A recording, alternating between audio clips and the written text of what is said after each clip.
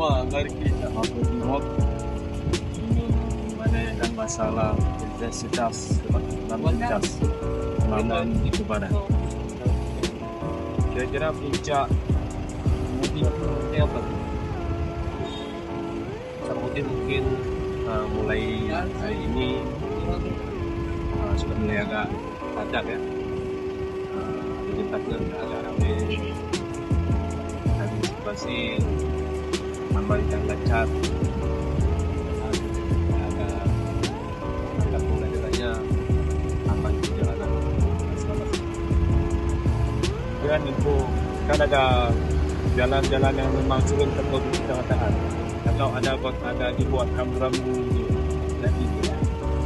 Dan itu ada buat tempat rawan ada disediakan. Ini pandu rawan-rawan pelaksanaan himbauan ke yang buat. Kemudian jam padatnya berapa? Padatnya jam sekitar ya sore hari sampai ya malam ya.